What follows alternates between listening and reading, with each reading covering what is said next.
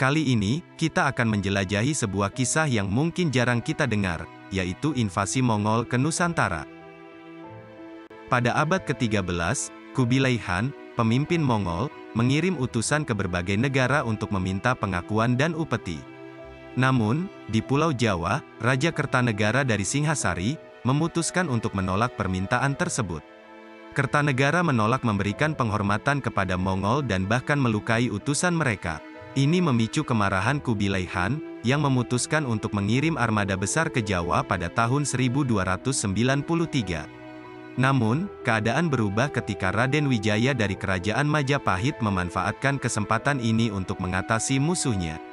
Apa yang terjadi selanjutnya? Bagaimana kisah ini berakhir? Sebelumnya jangan lupa untuk like video ini dan subscribe channel kami agar tidak ketinggalan kisah sejarah menarik lainnya.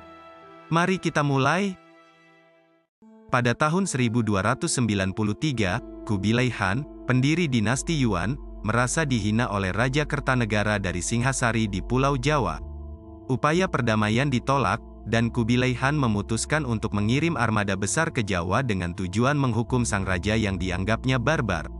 Lebih dari 20.000 tentara Mongol tiba di Jawa, dipimpin oleh Mensi, seorang utusan yang sebelumnya telah ditolak secara tidak hormat oleh raja.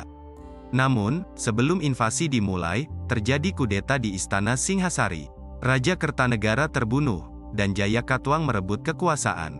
Kubilai Khan, terkejut atas peristiwa ini, memerintahkan ekspedisi hukuman terhadap Jayakatwang. Namun, keberhasilan ekspedisi ini bergantung pada kerjasamanya dengan Raden Wijaya, pendiri Kerajaan Majapahit. Raden Wijaya melihat peluang dalam kekacauan politik di Jawa. Dia bersedia bersekutu dengan pasukan Mongol untuk mengalahkan Jayakatwang. Sebagai imbalannya, pasukan Mongol menuntut pengakuan dan penyerahan diri kepada Kaisar Yuan. Raden Wijaya menerima tawaran ini dan menjanjikan hadiah, termasuk 2 putrinya, jika pasukan Mongol berhasil mengalahkan Kediri. Menurut Yuansi, Raden Wijaya menyerang Jayakatwang tanpa hasil, dan saat mendengar kedatangan Angkatan Laut Mongol, Raden Wijaya meminta bantuan pasukan Mongol. Pasukan Mongol, di bawah pimpinan Sibi dan Ikemese, datang untuk membantu. Serangan bersama mereka berhasil mengalahkan Kediri, dan Jayakatwang mundur ke istananya.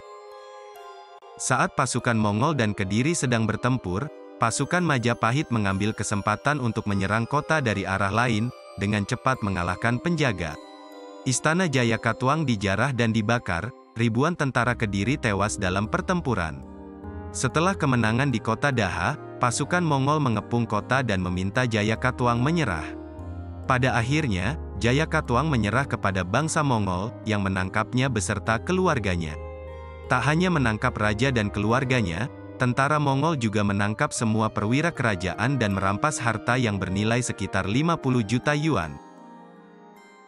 Setelah kekalahan Jayakatwang oleh pasukan Mongol, Raden Wijaya kembali ke Majapahit. Namun, bukan untuk memenuhi janji kepada pasukan Mongol. Sebaliknya, dia memobilisasi pasukannya dengan cepat dan menyergap rombongan pasukan Mongol yang tak bersenjata pada tanggal 19 April. Dalam serangan mendadak ini, pasukan Majapahit berhasil mengalahkan pasukan Mongol, yang kemudian melarikan diri ke Quanzhou setelah 68 hari. Akibat dari serangan itu, pasukan Sibi kehilangan lebih dari 3.000 orang, sementara pasukan yang baru dibentuk kehilangan lebih banyak. Pada Juni tahun 1293, pasukan Mongol kembali ke China dengan tangan hampa. Mereka membawa pulang anak-anak Jayakatwang dan beberapa perwiranya, yang berjumlah lebih dari 100 orang. Mereka juga memperoleh peta negara, catatan populasi dan sebuah surat dengan huruf emas yang dituliskan oleh sang raja. Sebaliknya, Majapahit bangkit sebagai kekuatan dominan di Nusantara. Kubilai Khan sendiri mengalami kegagalan terakhir dalam ekspedisinya, dan rencana ambisius Kubilai Khan untuk menaklukkan Jawa dengan kekuatan 100.000 tentara tidak pernah terwujud setelah kematiannya.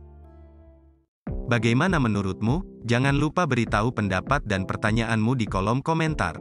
Dan jika kalian ingin mengetahui apa yang terjadi jika bangsa Mongol menang melawan Majapahit, kami punya videonya di bawah ini.